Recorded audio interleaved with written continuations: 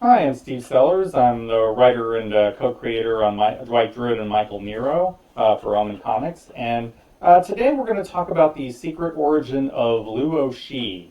Now, Lugh really is one of those cases where, okay, the concept was basically had been given to me by Michael Nunnally. I was not at the time very familiar with Irish mythology at all. I didn't know who Lugh was for the longest time, so I had to do a lot of research on him. I had a lot of notes from Mike on what he had done with the character and what his intentions were and what he wanted to do with it. Um, and that involved a few things. One thing I'm going to hint at, and I don't want to get into it because it involves pretty major spoilers for the series down the road, is that one of the ideas that he had come up with had basically involved a Star Trek episode that he had watched that had influenced his thinking on what Lou would be like. But I can't really get into that without spoilers. I will say that I knew the episode he was talking about, and I knew what he was aiming for with that. But beyond that, I don't think I can really get into too much depth about exactly how that shaped Lou. And I would say that it's not as important as other elements that I was thinking of anyway. Um, the main things that I had in mind when I was thinking of Lou was looking into his background and realizing that actually he had a lot of potential to be a really deep character, and I had not seen that before. Mainly because I thought it was really interesting that he was half Fomorian. So, for those of you who really don't know a whole lot about Irish mythology, there is the Tuatha, who are the Irish gods, and then there's their opposite rival faction, which are the Fomorians. Lugh is actually a hybrid of the two, and he's kind of rare in that respect. So, having thought about this and looked at his history and all of these things, I kind of really like the idea that he is the master of white magic. But in the end, he's trying to restrain this dark half that exists within himself because of his Fomorian blood. So, a lot of the arc that Lugh is dealing with is about how to restrain that side of him. And I think to a certain extent that may have been what Mike was thinking of with his Star Trek influence. And once we get to that point, I'll talk a little bit more in depth about how that was meant to work. And I think probably around Tetrad Omega, I feel like we'll be able to talk about that a bit more. But beyond that, I just thought it was interesting, dealing with an immortal, who basically, and how he had changed over all those years. Because, he's a god from a warrior pantheon. I mean, the Tuatha, the Irish gods, are very well known, for their warlike history. But Lugh is somebody who's not really a warlike emphasis in terms of his divine attributes. He's mainly, known as a healer, and he's mainly known as, this, kind of like a deity of light in many respects. And very much a contrast from all that. And so, to me, the idea that Lugh embodies these aspects, but at the same time has this warrior past, and he's a Fomorian, part Fomorian, and all of these things. That kind of gave me something really sort of interesting to work with. And then I started thinking about what Lugh had done, during the last couple of thousand years, especially, after he became a part of Guardians of Elayim, or at least, he's connected with that series. So I had to think a lot more about, okay, where was he at, this given moment? Where was he at this given moment? And I kind of realized that he really kind of embodied a lot of mentor figures and a lot of, good wizard type of people through history. And so this is one reason, for example, why he's going to show up in the Camelot arc of Guardians, for example, because I just felt like it was pretty much a natural fit to say that he had been Merlin.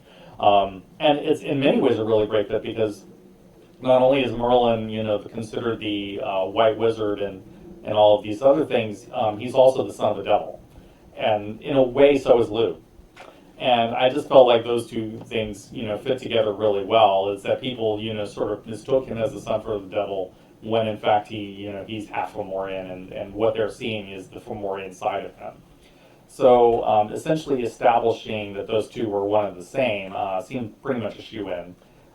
And same with various other things. My feeling was that he was well connected with John Dee and the Elizabethan era, and there are other various ideas that I had.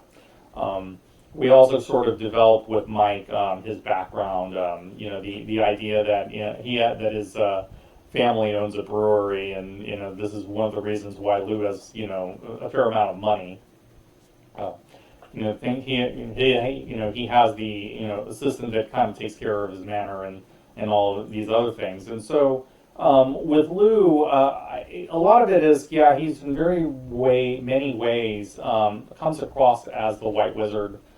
He comes across as the shall we say the person who is the contrast to Michael Nero, in the sense that he is the one who saved him. He is the one who is more diplomatic. He is more kinder, more of those things, because he kind of has to be. But there are sides of Lugh we have not really seen that deeply in White Druid Michael Nero yet.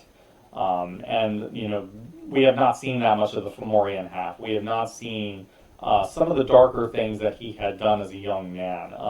I think maybe eventually we may see that possibly in Guardians over time. So, I would say definitely take a look out for that, because I think you need both books in order to get a clear view of who Lugh is, because White Druid Michael Nero is the man that Lugh has become in Kingdom City in the present day. But it took him a long time to get there, and we see glimpses of that in Guardians. So we see his past self in Guardians, and I would say the Lugh from the past is not necessarily the same person that you'll see in White Druid. And again, partly it's because of what he has to be. He has to be Nero's voice of reason in that series, whereas he doesn't as much in Guardians. There are definitely other characters who can, be that as well. But Lugh definitely is the character who is, I would say, the rock behind both books. He is the mentor figure in both books, and yet he is a lot more than just this. He definitely has had to do some pretty bad stuff in his time, just because that's his Fomorian half takes hold at times, and he is what he is. And I think we'll also see a little bit of this as well when we talk about Cullen, his son. And I'll probably do another video going into that. But Lugh as a father, I think, is an interesting idea. And I really feel like in many ways he's had to be the father for Nero that I think he kind of regrets not having been for Cullen. And once we start getting into future issues of Druid and Nero, we're going to get into those relationships and how that's affected Lugh over time. So we'll get into those things. But yeah, I would say mainly with Lugh, I think that the thought process was really more along the lines of, he has that role of being almost like the sorcerer supreme of our universe in a sense. But like everybody in the Omenverse, not everybody is purely good, and a lot of people are really messed up, and even if it's not necessarily on the surface. With Lugh, it's more that he tries to be a good person, but he definitely has that element that he tries not to show. And we'll see where that leads him, probably by the time we get to the Tetrad Omega event, once we get there. I think that covers everything as far as Lugh. Thank you for listening. Like, subscribe, and hit the magic bell for notifications. And if you're interested in our books, they're available on Wicked Publishing, on Comixology, Amazon Kindle, Global Comics. So, please take a look out for our books, and I hope you enjoy them. And until next time, this is Steve with Omen Comics signing off.